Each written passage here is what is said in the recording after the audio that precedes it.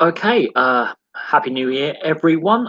This live stream isn't going to be super long, but there's a lot to discuss that's happened in recent days. The massive COVID outbreak in English football, which has decimated the non-league, the lower leagues, and now it's actually having a massive impact on the Premier League. We know there's issues with Fulham and Man City. We know multiple Man City players, like a whole starting 11 is tested positive, and the League Cup semi-final is actually now in doubt. That's a big talking point. And will UK football or UK sport be shut down again? That's something that is in the back burner. The Premier League come out and said, no, we're not planning to shut down the league, but there are growing calls to suspend play to get the outbreaks under control, which raises questions about the biosecurity protocols in place, because football is not the only sport in the UK that has had COVID outbreaks since the restart of sport back in the summer all the way through to now. Rugby league was heavily impacted. Rugby union's been impacted. Other sports haven't even resumed, such as ice hockey, which is a minority sport in this country in a sense that there's less participation, less fans, but professional leagues aren't going ahead. You look in Europe, there's been obviously the impacts. So that's something that we can discuss over the next half hour, 45 minutes or so. Obviously, my rugby league NRL previews, we're halfway through that series. I've taken a little break from that because I'm halfway through the league. Obviously, the NRL season doesn't start for another 3 months, so we can debate that and the preview side of things and the rest of the league, because I think it's very difficult to predict this coming season with the fact we had a shortened season, a lot of coaching changes over the last 12 months. Some players retiring, other players being out injured for lengthy periods last season. It's very, very hard to predict what this season is going to be with a full schedule and state of origin in its traditional slot. If then we go on to other sports, Rob Borrow, for example, another rugby league player, inducted into the Leeds Rhinos Hall of Fame. That's something else we can discuss. And then obviously your questions over the next hour or so will be very, very interesting. The Lewis Hamilton Sports Personality of the Year. I stopped watching Sports Personality of the Year quite some time ago. There's a lot of characters in sport who don't get nominated. There's been complaints in the past over a lack of female award nominations. There's been many news articles written over the last 20 or so years that have criticised Sports Personality of the Year. I think Marcus Rashford's award is notable as well because of his off-field charity raising and his public efforts to raise awareness of many issues to do with deprivation and poverty and such. And he's a credit to his community in Manchester, and he's a credit to his sport. But this year has been very divisive in sport, especially since the lockdown back in March through to now. The last 9 months have been very, very divisive in professional sport. We've seen protest movements. We've seen social media has become very toxic. Look at the Leeds United and Karen Carney situation, which has led to her Twitter account being deleted. But she did make a relevant point that yes, COVID did impact teams, and it is a debating point. But the abuse that she received, whether I don't think that's right. But at the same time, if you are a public figure and you're trying to debate stuff like Lewis Hamilton has a lot of critics. Is he a very good racing driver? Yes, he is. But again, he divides opinion. Just look when he missed that race with COVID and the replacement driver nearly wins the race. So he is in the best car. There is no doubt on that. It's not a level playing field in F1, and that debate's raging on with regulation and the fact a couple of big teams really hold a lot of sway in the power brokerage and the politics of the sport. It drew a lot of criticism. Is he a very, very good world champion? He's won it 7 times. So yes, if you're looking at that, yes, he has won an equal amount of titles to Schumacher. However, he has raced in more races. There are more races for him to win or compete to win in. And if you notice, when McLaren weren't doing so well, he wasn't winning loads of races. So a lot of it's down to do with the car. And F1 raises a debate about the equality of the sport across all drivers, because Lewis Hamilton is not the only person with mixed race heritage in F1. Notice there's no female F1 drivers, and there hasn't been that many. So it's not the most equality-driven sport. So I've gone off F1 a long time ago. It's not the most competitive formula of motorsport. I prefer rallying, where there is a more risk involved. I prefer touring cars, again, more risk involved. I wouldn't say there have been female drivers, and there's female, team principals and test drivers. I mean, Susie Wolf's in there. I mean, you had Claire Williams as a team principal. You've had a handful of female drivers involved in the sport.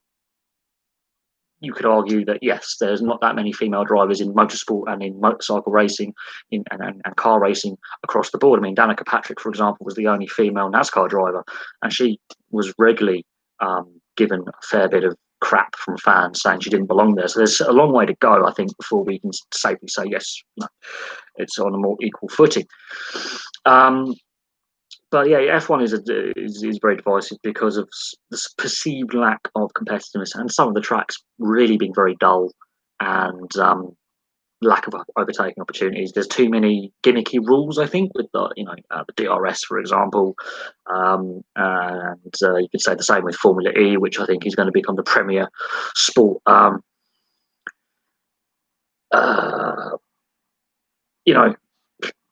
There's a lot in there where it's a debating point. I don't really watch the TV. I mean, I looked at the Christmas schedule, for example, on the television, and there wasn't a lot on. Sports personality of the year has become very political, very PC in the sense. I mean, Tyson Fury, for example, wanted to be withdrawn from the ballot. He didn't want to be on the sports personality of the year for his own personal reasons. He wanted to withdraw from it, and he's obviously a great world champion in his weight division. He's a very complicated character in himself. He draws a lot of comparisons with Lewis Hamilton in the sense that he's very controversial on some of his comments and some of his stances on certain things socially. And yes, he has been banned for drugs offences. So Tyson Fury, for example, is a controversial and divisive character.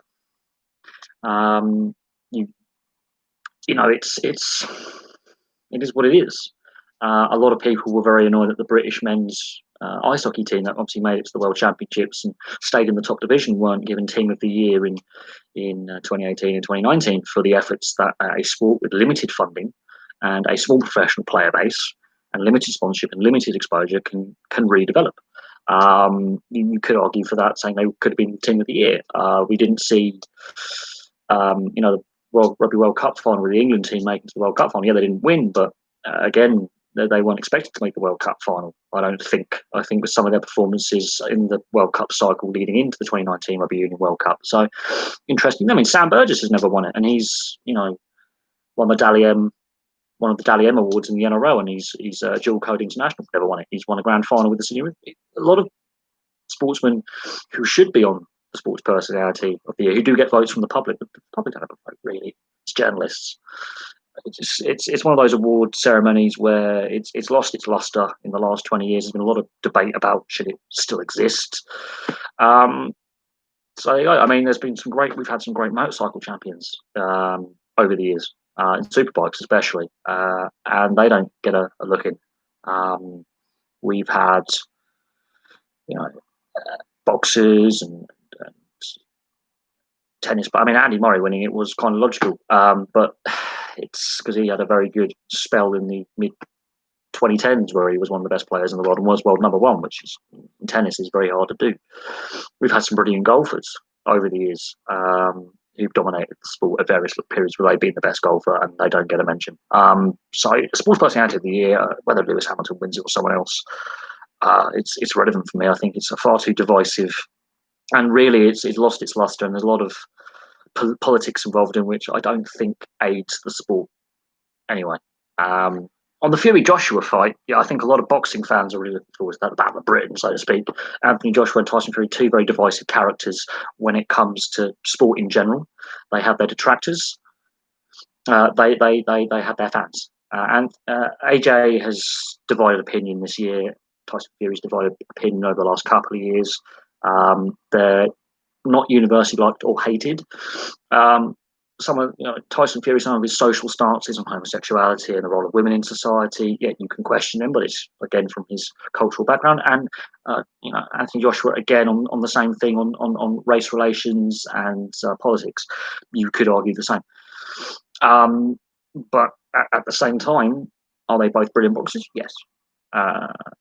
It's going to be an interesting matchup, considering their records, and considering Anthony Joshua has lost fights. Tyson Fury has had a couple of technical draws, so it's going to be interesting to see who outboxes who. This fight's been on the cards for quite some time. It's been wanted for years and years, and we'll just have to see in the end who comes out on top. But there's a long way to go before the fight, and we may have sports suspended again. This is the debate because I'm looking at English football in particular, the Man City situation. Yes, I'm having a beer. I don't normally drink, but it's New Year's, so it's New Year's. But on the debate of the coronavirus outbreak in English football, it appears Carl Walker may have had a little COVID breach with a Christmas party he organised, and it seems not only Man City players went to this gathering, but players from across the Football League spectrum, because now it has transcended from Man City. I mean, Fulham are impacted. We go down to like the lower leagues. I looked at the Boxing Day fixtures and I was going through. Only one match was postponed due to the adverse weather that we've had across the UK with heavy rain, heavy snow, flooding. And that was Telford Kidderminster in the non-league. But then I looked at the non-league in National League, North and South, and the National League. And then I looked at the Football League as well and the Premier League. And there were 8 matches, I think not 8 or 9 matches on the Boxing Day schedule in the Football League and the Premier League that were postponed.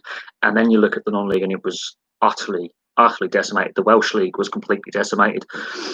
So you have to raise the question about the return to play protocols in place that teams have to follow, and how strictly enforced are they being? Are they being? Have they been? You know, and that's an ongoing debating point. Should sport shut down again? Because it's not just football that's been affected since leagues and sports return to resumption in the summer and autumn. There has been rugby unions been impacted, rugby leagues been impacted, and football obviously being the most popular sport with the most teams playing and the most fixtures has been decimated over the last week, and I think that's likely to continue. There are question marks over the League Cup semi-final that Man City have to play for one, considering that Leyton Orient, when they had their COVID outbreak, had to forfeit the match to Tottenham, and whether the same rule should apply, even though the EFL and the FA say no, this semi-final is going ahead, which raises questions of the integrity of the competition. The Edison Cavani suspension as well is another thing that, I mean, football has this habit of regularly generating negative headlines. But we can get about that. On the Great Britain team at the IIHF World Championships, a lot of the teams are going to be impacted with a lot of players not being able to play. Very few leagues in Europe have played. I mean, the KHL, I think the Russians will have a very, very good chance of winning the tournament, partly because it's taking place in Russia, and at the second time their players are more match ready and up to speed and fully fit. That's my opinion on that. I don't know how Great Britain are going to do, but I think a lot of the European leagues haven't had any play. If and when domestic leagues out, I mean, I think Sweden is one of the, and Finland have had a lot of play. I think the Swedish league is the European league outside the KHL that's had the most games played. But all the European leagues have either not started their seasons or have suspended their seasons, and like enforcing a winter break, which normally wouldn't happen. It all depends on when domestic leagues resume. Is my simple answer to that one. It doesn't matter how Great Britain do, if they win any games or not, or it doesn't matter how the other teams do. I think the Russians are possibly going to be the favourites because of the shortened NHL season, and the best Canadian US players won't be available for the World Championship, so they will be fielding weaker sides, which is a shame. At the same time, the KHL was just operated throughout, so I think the Russians will be able to put on a full strength team. Well, you say that. You do say the Canadians and the Americans. At the same time, there's the AHL season isn't starting until February. The ECHL has had a reduced number of teams playing. They've reduced the number of teams playing. There's an all-Canadian division. I think it contains 4 or 5 teams. Only 15 ECHL teams are going to partake in this upcoming season. So that's nearly half the league is not partaking in the season in the third professional league in the US and Canada. The AHL, they've announced their season starting 3 weeks after the NHL. And if the best NHL players aren't going to be available because of the way that the playoffs and the congested season is going to be, it's going to be interesting. The Americans and Canadians will still put out pretty solid sides for those teams that miss the playoffs and get knocked out in the first round. Players will be released, but then you have to quarantine. Would be my logical guess. Having a shortened season, I think, should benefit a lot of these players. That'd be fresher. But it all depends on when domestic leagues can get up and running, the amount of game time players will have, and what quarantine and biosecurity measures will be in place for the tournament. But it is utterly up. At the moment, the tournament is going ahead as planned, but we shall see. In response to Danica Patrick, she did race in IndyCar, and she is the only woman to get a pole in NASCAR as well. I think she got a race win in IndyCar, so she, I think, is the most successful female racer in a male-dominated sport. But she retired from racing a few years ago for a variety of reasons. Her contract wasn't renewed with her team. There was a sponsorship change. Her main sponsor decided no longer to sponsor her, so there was that, a racing budget. I wouldn't say she's a bad driver, but at the same time, it is what it is. I think I would say NASCAR is probably a harder class of motor racing than F1 because the cars are more evenly matched. So you can, I think, in that regard, it is down to team strategy. The cars are more evenly matched. The rules are actually in place to make the cars as even as possible.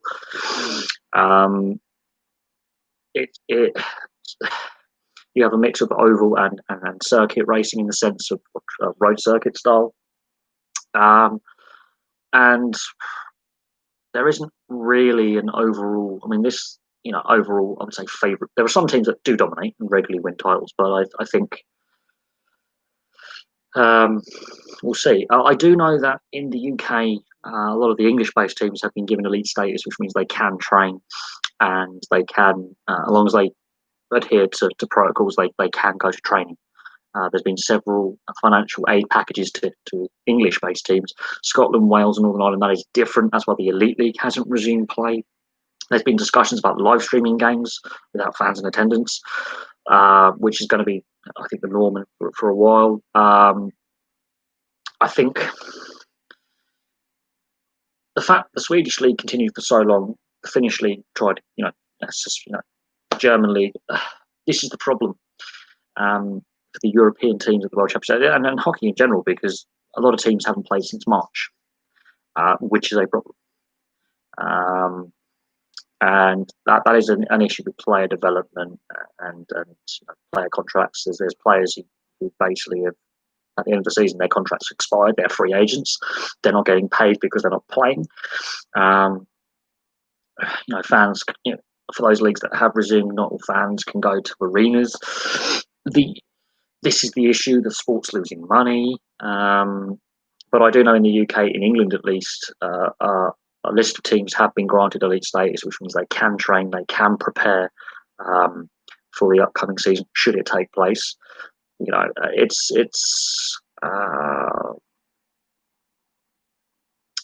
going to be interesting. On the side of underdogs achieving stuff, has COVID balanced things out? Well, if you look at the NRL and the AFL in Australia, where they also shut down, they resumed play as the first professional leagues of team sports, and they resumed play in May.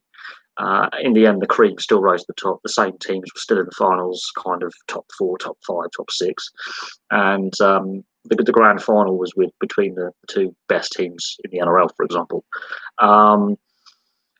Some underdog teams adapted better to new rules and returning to play and did quite well. The Gold Coast Titans, for example, and some big favoured clubs like Brisbane Broncos, for example, in the NRL. If you follow rugby league, and if you don't, just have to look at the history of the NRL and the teams that currently participate, didn't do so well. But the top 8 was as expected. There was 1 or 2 teams on the cusp, but I would say the top 8 was as expected. I think the fact there was no positive tests post-resumption in both the AFL and the NRL shows how their bubble situation worked, how their COVID protocols were, and the discussion between state governments in Australia and the squads and how they worked within protocols. I think they're 2 leagues that other sports can learn a lot from. On the side of the NHL, the Tampa Bay Lightning have regularly been contenders for 5-6 years.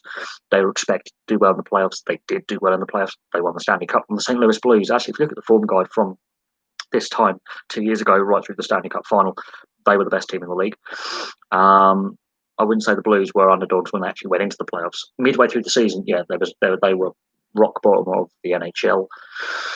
They were falling apart. Coaching change, couple of trades, and they go from rock bottom to winning the Stanley Cup within 5 months. I wouldn't say the Blues were an underdog in the NHL that season.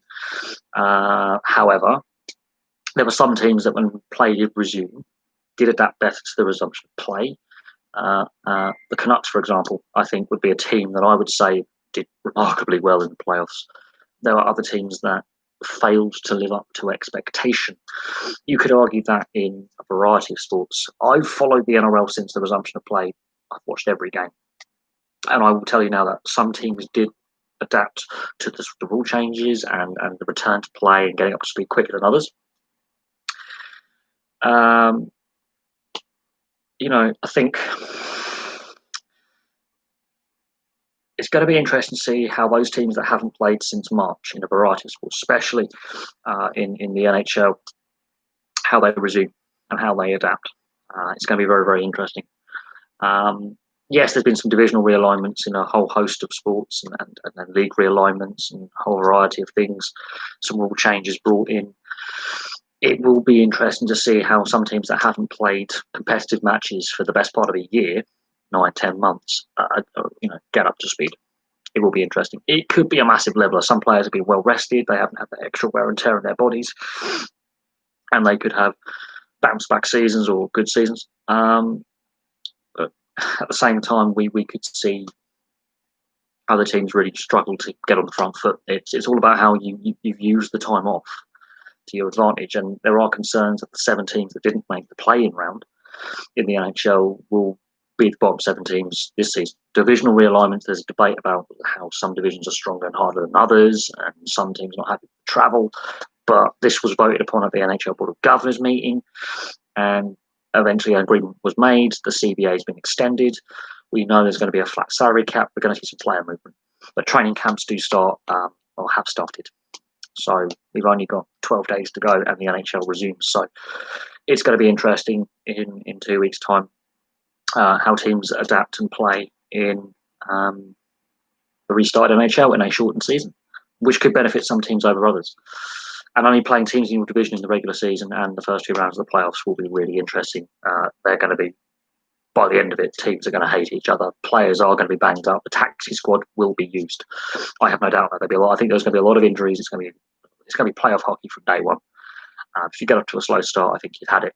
I think every division, even the teams like Detroit and New Jersey and Ottawa, I think have an outside chance of making the playoffs because it's a condensed schedule and it's you're only playing your own division. Whereas some really favoured teams that in the last few years have been regularly at the top, they may slip back. It's going to be interesting. What sports events are you most looking forward to in 2021? The Rugby League World Cup at the end of the year in October. I'm looking forward to that. Fingers crossed it does go ahead as planned and we have fans in the stadiums. That's my hope on that one.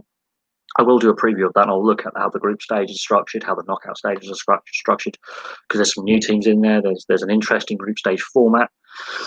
Every game's going to be live on the TV, which is, I think, massively important for the game to grow itself. I've already done a look at the stadiums that were selected initially for the group stages and training venues, and that list has now changed. Some stadiums have been dropped from the list. So that's one of my top 3. And obviously I'm looking forward to the NRL and the NHL resuming in the coming weeks. The NRL is obviously planning to have a full season, a full schedule. State of Origin is going back to its normal position in mid-season. So I'm looking forward to that. NHL obviously starts in a couple of weeks. The Olympics is the interesting one, and the Euros. There are growing calls for the Olympics not to take place this year due to the rising infection rate in Japan, although it's not on the same level as the rest of the world in Japan. And there are some people saying it should not take place at all. And that's a lot of pressure from internally in Japan, but from some other quarters as well. The Japanese sports minister is saying, no, it is going to go ahead as planned this year. And the Euros as well, that is going to be really interesting. Considering it's a pan-European tournament this year, there were already concerns and criticism raised before the lockdown, before COVID hit, about having a pan-European tournament, and UEFA said we're not going to do it again. this is a one-off. This format probably won't work, and fans are already highly critical of the travel.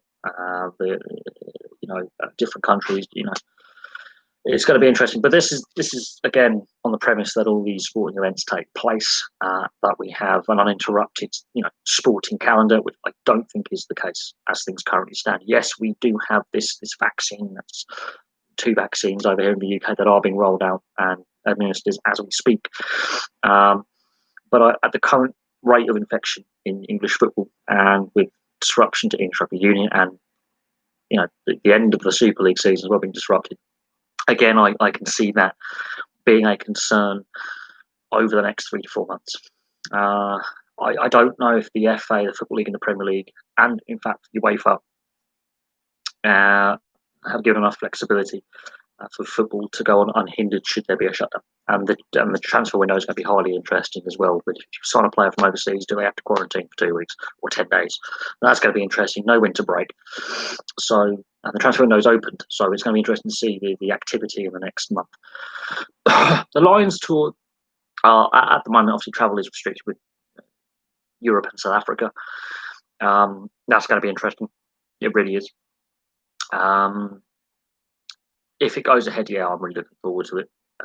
Are the Springboks undercooked a little bit? They played less rugby, the South African players, due to league shutdowns and what have you, and the breakup of Super Rugby. I think that's affected the South African selectors. At the same time, rugby union's had its own issues over the Northern Hemisphere. We'll have to see if that tour goes ahead. That question was raised in the last live stream as well. So we'll see what happens there. On the cricket side of things, yes, it's nice to have a 5-test series against India. But I think, again, the cricket, the ICC needs to look at the test schedule and mixing up a little bit with who plays whom and how long series are and how they're scheduled, because I think there's some upcoming nations that don't get enough test matches, and there's some big nations that play each other too often, like England and Australia. The Ashes has lost a bit of magic because it's played so often. So that'll be interesting to see how that plays out. But it is nice to see, again, cricket still. It'll be interesting to see how that works out. The Pro 14, I mean, the South African club rugby is interesting because the South African teams have overwhelmingly left the Super Rugby format, which was already struggling. This pandemic has exposed the flaws in the Southern Hemisphere rugby structure. New Zealand had their own competition, Australia had theirs, and then you've got the Jaguares, and you've got the Japanese domestic league, the Sunwolves pulling out, and then the South Africans pulling. Super Rugby was a flawed competition for quite some time. There was a debate about it financially, how that would survive, bearing in mind that domestically, all these countries have their own domestic competitions as well, at a slightly lower professional level. And that debate's not going away. With the South Africans basically leaving Super Rugby, it leaves the idea of the Super Rugby format in tatters. It does. And with the up and coming professional league in South America, well, the Jaguares, just leave Super Rugby. We've lost the Sunwolves. The expansion idea back in 2016 was hideously flawed. The loss of Western Force already from Super Rugby, the fact that there's still 5 Kiwi teams in the Super Rugby format until this last season, be imbalancing somewhat. The fact that the Sunwolves were shafted and thrown under the bus, which I felt was unfair. Obviously the South African teams will be playing in the Rainbow Cup. That's great. But at the same time, the South African domestic sport has been in more of a shutdown and more financially impacted than the rest of the world. I mean, Australia, I think, and New Zealand were the first countries to really get their domestic professional sports up and running and showcase to a worldwide audience. The NRL and the AFL were the first 2 professional leagues to get up and running before Super Rugby kicked in the weird national format that it had with the New Zealand Aotearoa or whatever, the Australian format. And then the South Africans said, we're not even participating in the Rugby Championship internationally. So it basically became a Tri-Nations again with just Argentina and New Zealand and Australia, which was a very interesting Rugby Championship this year. This is where I think the Lions of South Africa haven't played a lot of games together since the World Cup victory. it will be interesting to see if it does go ahead. I'm from the UK. I'm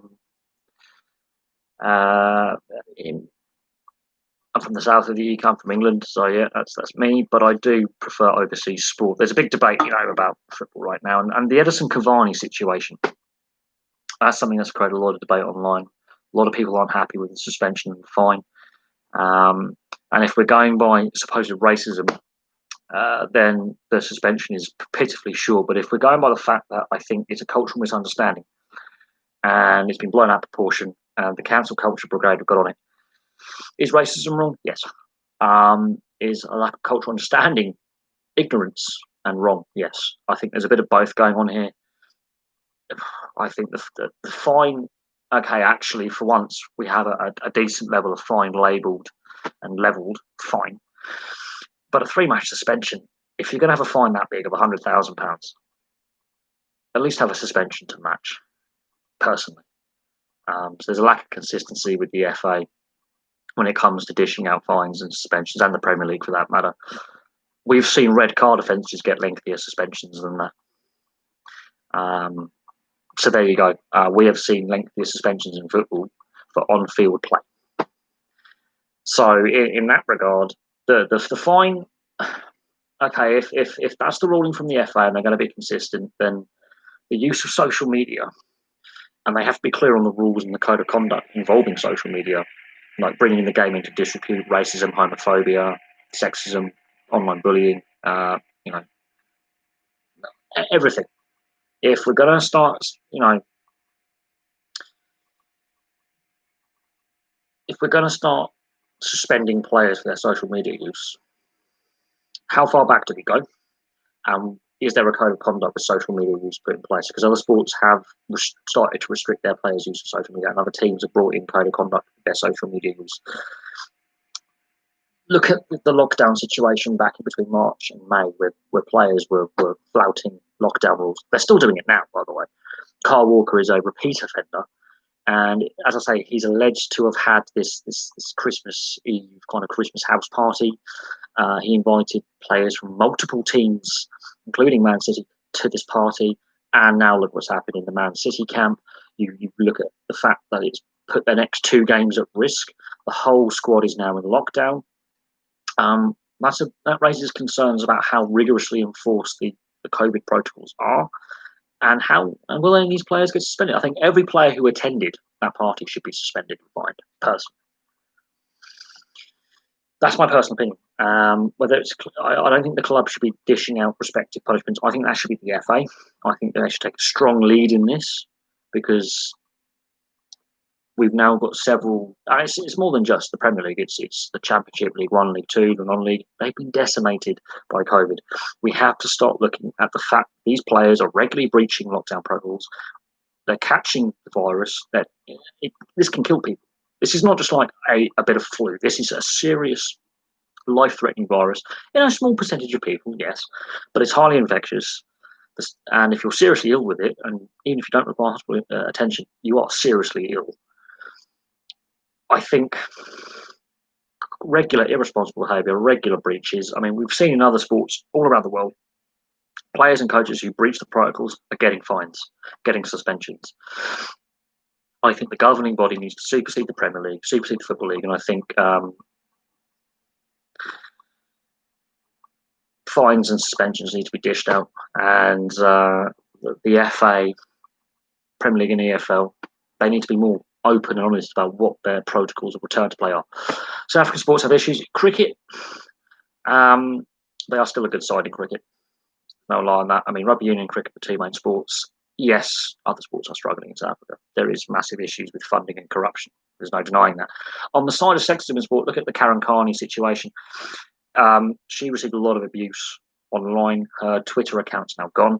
But I think she made a valid point. I do. At the same time, if you were going to create a discussion point like that, saying teams got promoted or won titles or survived relegation because of COVID, or were affected by COVID, you can make that, but you've got to expect a pushback in debate. And again, this is where social media has its flaws. Now, I'm not an ex-player, I'm not an ex-coach or anything. I'm not a media commentator or anything like that. I'm a fan of sport, and I have this as a hobby. But I can look at certain teams and go, this team is badly structured, or this manager's not very good, or these players are underperforming. That's my point of view. People can disagree with me. I can look at the stats and get the old whiteboard out, and I can look at the stats of a player over his career and what team did he have the best goal to game ratio, what team did he have the best performance ratio where he was having the most appearances over a period of time. Did his career improve with age, decline with age? You can have that debate. You can look at how a squad structure and go, right, this is the squad they had for this season. Who played what games? Who scored what goals? Who were the most key players in that squad? Did they play after COVID? Did they play before COVID? All this kind of stuff. The last 48 hours, social media and football has been the spotlight. Edison Cavani with his suspension is fine, which, bearing in mind, took me a month to sort out. He should have been fined and suspended straight away, personally, instead of dragging this out. That's on the FA, that's on the Premier League.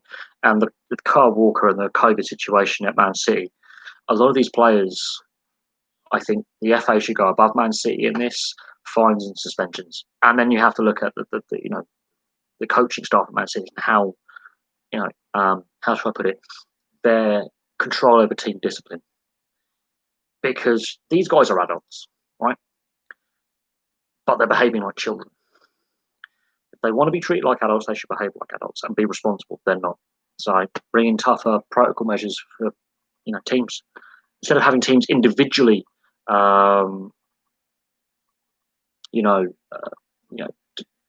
changing, having their own protocols, I think there needs to be universal and strictly enforced. There are a lot of YouTubers that don't particularly give positive feedback on female sport. Women's tennis is great fun because they can play mixed doubles. Women's golf is actually pretty competitive as well. Women's field hockey is nasty. They hurt each other. Women's rugby, I've actually enjoyed watching it. It's a different level of skill. It's more amateur, but it's great fun because they are heart and soul players. Same with rugby league. Women's ice hockey, that is a sport with massive rule differences from the men's game. No fighting, no hitting, no body checking. So it's more of a skill game, and it's not as fun to watch, I will admit that, but I've got friends who play it, so I can't be too critical of it because they, again, train just as hard as the men. But it is a different sport. Basically, it is a different sport in the sense of the rules are completely different. But yeah, it's amazing that there's so much negativity aimed at women's sports, saying they really shouldn't be out, they shouldn't be doing what they do. And this is a stigma that's been in place for a long time. It hasn't always been the case. The mainstream media has a large part to play in the views of the fan base of sport. It'd be interesting to see how many female fans like female sport. That's what I would find really interesting. How many female fans of sports? So we can mention rugby union, rugby league, football, soccer if you're in North America or Australia. Ice hockey, the whole host of sports that are predominantly male sports. How many of the female fans of those sports dislike or like women's equivalent? That'll be interesting to see. And then if you could, poll or survey female fans of sport, will they support or not support the female equivalent? That'll be interesting for me personally. The British field hockey, that's the difference, not ice hockey. There is a very strong female women's program, and it is a very competitive program as well. It's a very competitive league structure. It's the same as the men's as well. It's most the universities have a lot of input in this. There's a lot of university programs as well in the UK when it comes to field hockey. Netball is a women's sport, though. Let's not debate that. It's designed for women. It's the women's equivalent of basketball, and no one's saying that they're not very good at netball. And there's a professional netball league. Let's not debate that. There's a reason why it's a women's sport aimed for women. There is no debate on that. Let's clear that up. On the side of the fact that field hockey, the women I think are better than men. I think there's a more uptake of it. There's more participation, and there is a growing fan base there. At the same time, it is seen as a niche sport that is supported by university types. So there is seen as a class divide there with that sport as well. It doesn't get the mainstream coverage it should, but we always do well at the Olympics and the Commonwealth Games and the World Championships. It's one of those sports that the UK is consistently very good at and is very competitive at. At the same time, it doesn't really get a lot of coverage in the mainstream media. Same as ice hockey, it just doesn't get the coverage. And that's a problem. And I've seen that on social media groups that I'm a member of and debate forums. It's football first, rugby union second, cricket third. Motorsport is just always in the sports news in a sense on mainstream media outlets. And then you get ice hockey is actually more talked about than field hockey. Even though field hockey is cheaper to participate in, you can play outdoors or indoors, it doesn't really matter as long as you have an AstroTurf. It's an easier sport to play. Doesn't get the coverage it should. I think it's a great sport. I played it at school. Again, it's a very upper class sport. I think you'll find it's mostly played in private schools, not state schools, mostly. Although you do get state schools, you play it, and it's played in the university. There's a big university program when it comes to field hockey. Yeah, I think the mainstream media is not necessarily helping the women's sport cause in the sense. There is a big drive to get more of it on the TV, and the viewership figures would suggest some of the sports are doing better than others. But some sports, the debate is there. Is this drive really worth it? Is the investment we're putting in paying off? And you have to ask female fans, would they prefer watching the male equivalent or the female equivalent? That's the debate you've got to have, and then you can figure out if this sport is sustainable as a mainstream sport for women.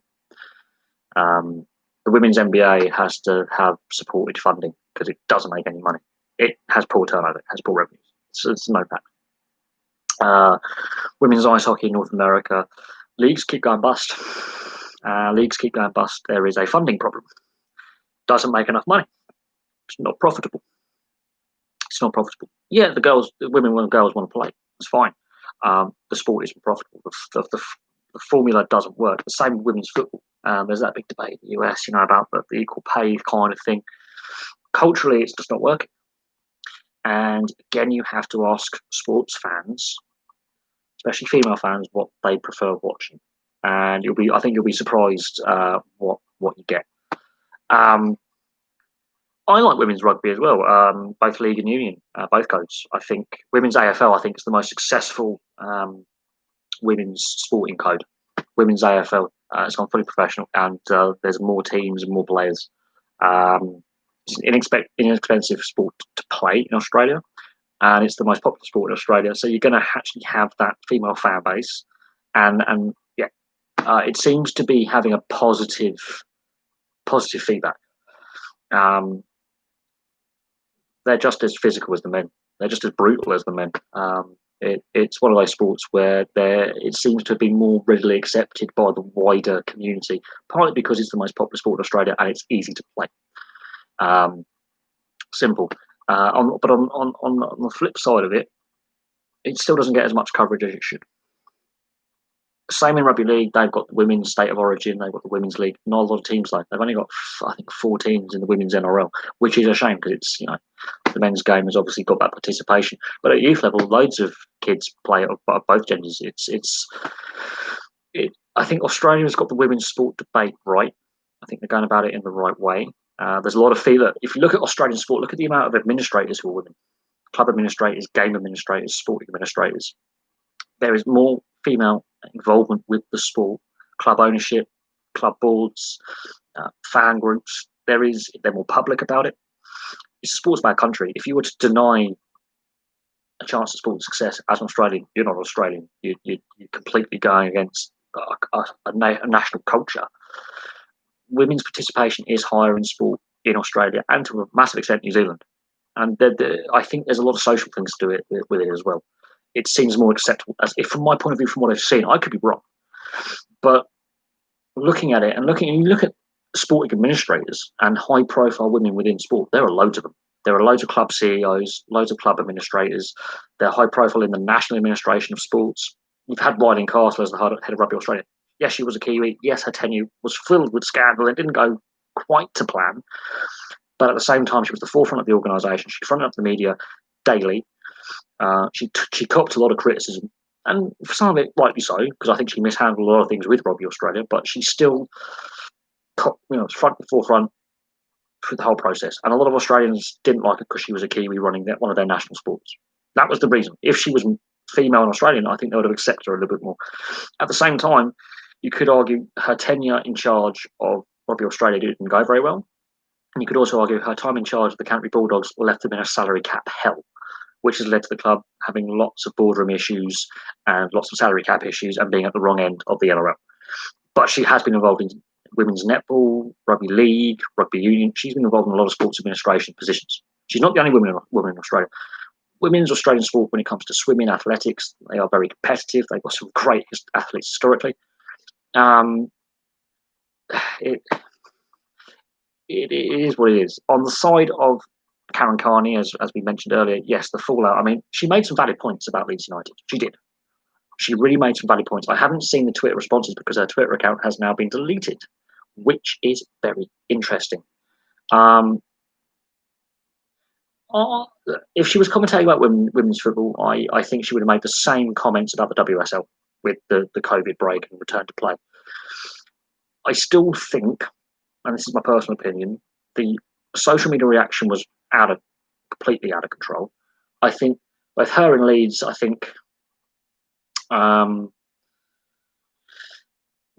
they were having a constructive debate about whether Leeds were helped or hindered by COVID. She made some valid points, and it wasn't just Leeds she was, commentating about. I think she used Leeds as an example, but she could have put any club in there. She could have mentioned any club in English football and had a debate about whether COVID impact helped or hindered them and that break. She could have mentioned Bournemouth. She could have been discussing Bournemouth and how they got relegated from the Premier League because of COVID, because they didn't adapt well to the resumption of play. They were having a poor season anyway, but it cost Eddie Howe's job and it cost him their Premier League status. You could have that debate.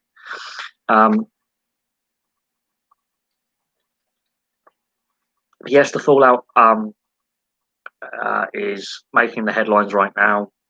Very divisive. I feel sorry for her in a way because as a player, she was one of the best English football players of either gender we've ever had. Great player. For the level that she played at professionally, and the women's game is different to the men's, and people need to understand that. That's where they're trying to compare it. This is where the division starts. For a women's player, she had a great career. Exceptionally talented player. But I think the issue is, and this is an ongoing thing now, is it's the easy target to criticise. The thing is, she loves the game. She knows the game inside out. She's a football fan first and foremost. That's why she was playing the game. And she had a stellar career in the women's professional game, both for the club and country. There is no issue on that.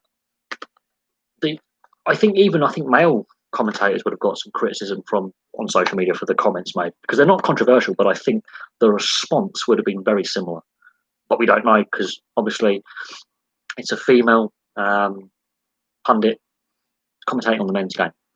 Would she be more suited to the women's game? Absolutely.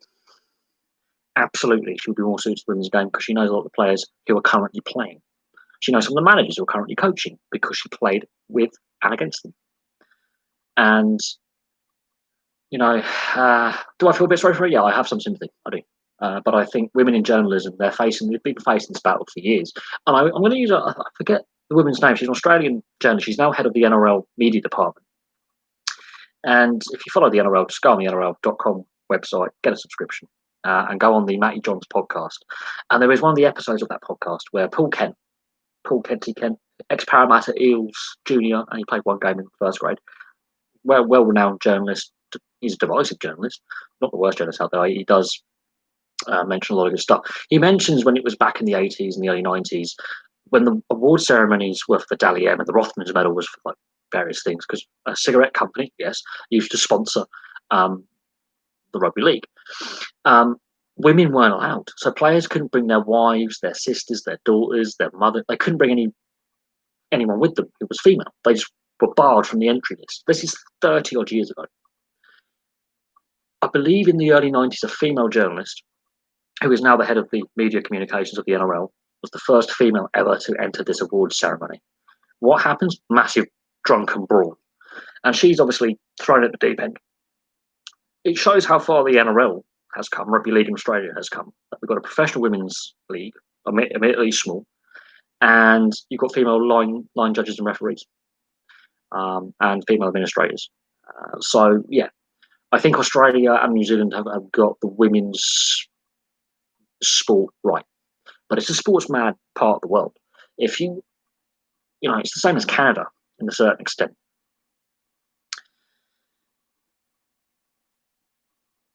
They are sports mad countries. 70% of Canadians have played ice hockey at some level, be it recreationally or professionally, or even in juniors.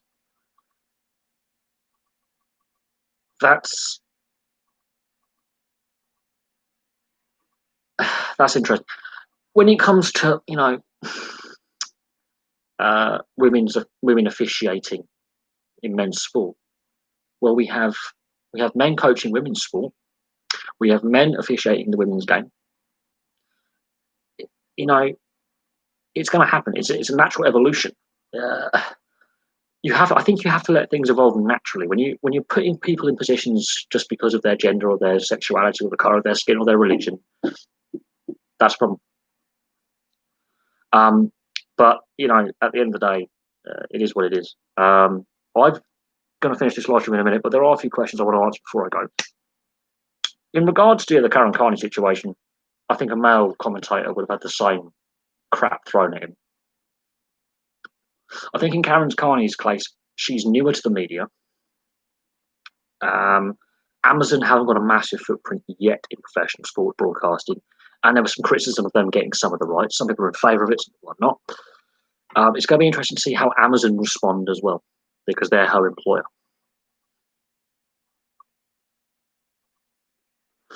At the same time, I think Karen Carney has been put in a bad position. I think her employer should have protected her a little bit more. And I think Leeds United, I don't think their response was necessarily wrong, but at the same time, they should have also stated this needs to stop from our fan base and others, because neutrals were throwing abuse at her.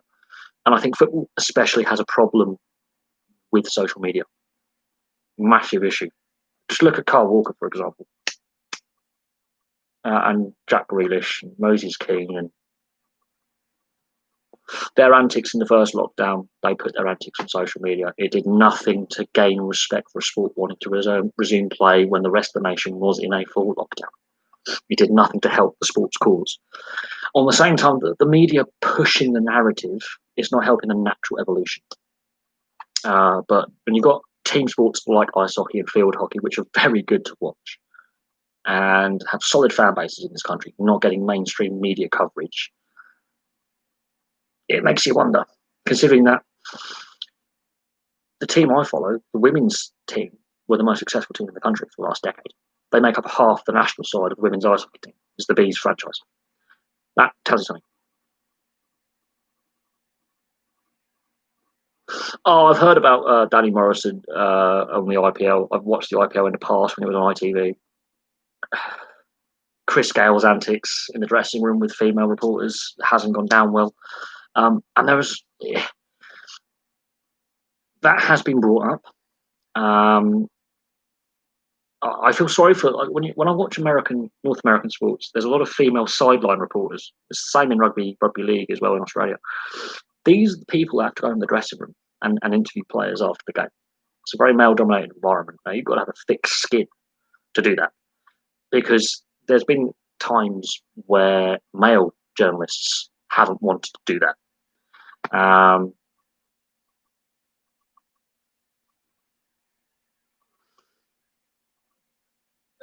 On the side of Carl Walker, Carl Walker has been at the height of a lot of COVID breaches. I'm not sure how long he's going to stay at Man City, and I'm not sure what's going to happen with Man City in the next couple of weeks. The whole squad's in lockdown. So We don't know if the next couple of games are going to take place, if they're going to be postponed, and if there's enough flexibility in the schedule to get those games played. Man City are in deep trouble. The failure of their players to adhere to protocols is one, which puts the integrity of the competition at risk. It really does. We've seen a lot of matches postponed, not just in the Premier League, and we've seen COVID outbreaks at other clubs. They've been isolated and contained. Man City is blown well out of proportion, and other clubs are now affected, impacted. So we'll see what happens.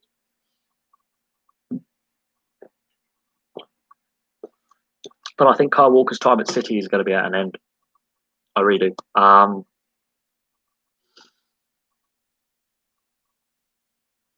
I wouldn't say necessarily at this point award Everton the points, but I do think the FA needs to be above, and the PFA need to get involved and say, look, we need to suspend players, we need to fine them. The PFA need to get on board and say to their members, which is the players, behave. We can only protect you so far in employment tribunals and as a trade union. Please, for the love of God, behave. The PFA needs to get on board.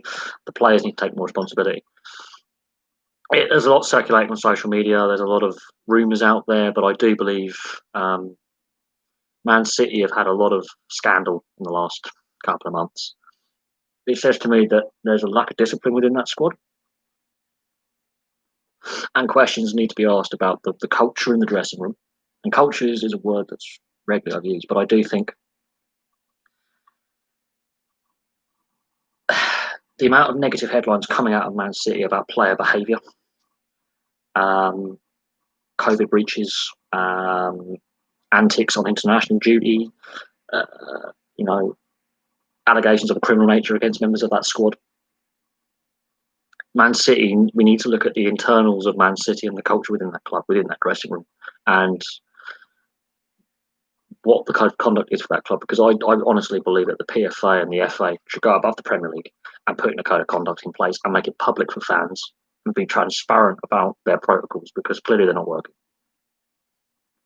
Clearly it's up to individual clubs to put COVID protocols in place, because Wolves have been very public saying our players can't go to supermarkets now. You stay at home, go to training, go home, go to match, go home. So they're organising food deliveries for their players now. That is a club taking a lead going, the protocols we have in place aren't working. We have to put these things in place. On the same time, the PFA hasn't covered themselves in glory over the last couple of years, especially with Gordon Taylor as its head, and with the debate over wage cuts, wage deferrals, pro-rata salaries, saying don't take them when non-playing staff at clubs are being laid off. But Kyle Walker has been regular in the headlines for his misbehaviour. Other players within that playing squad have also been caught out with misbehaviour. Foden on international duty, Mendy with the allegations against him that have surfaced, legal ramifications. There's a lot going on in that club that isn't positive, and questions have to be asked about. They're not the only club that have players misbehaving, but questions have to be asked about the culture within that dressing room, and changes need to happen, because this could cost not just the Premier League but football in general billions, because Man City are a Champions League side, League Cup, FA Cup, Premier League. That's 4 competitions they're playing in. They could cost the industry billions, not just English football, the wider European game money. And the owners got deep pockets, but this is a club that doesn't have a good working relationship with UEFA. And look, I don't know how long Man City can carry on with this kind of track record. I really don't. I think the fact that other Premier League clubs are also, and Football League clubs, are having issues with COVID, and non-league clubs. We know that Burton, Albion manager, he's come down with COVID. We know Mikel Arteta at Arsenal during the pandemic back in April had COVID. We know there's been outbreaks at Wolves, Fulham, Millwall, a whole host of clubs in the lower leagues.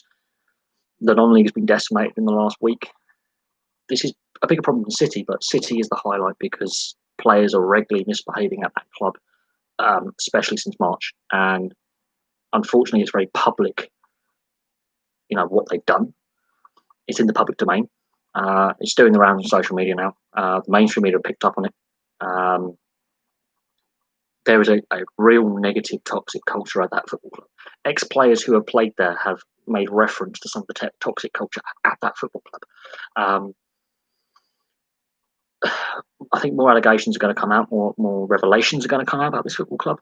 Now, it doesn't matter about the money and who owns it. I think there is a negative culture within that dressing room. There's a negative attitude within that dressing room, and there is a sense of entitlement, and there is a sense of, we're untouchable, and they're not. And it could cost the league a suspension of play. It could lead to a whole host of unforeseen consequences. I do believe the FA, the Premier League, the PFA, the EFL, they need to be a bit more tougher. If Sancho allegedly did that and has been invited to this could actually impact a wider thing. This is not good. And football players, they're not the most popular figures at times with their salaries and their antics. And we'll see what happens.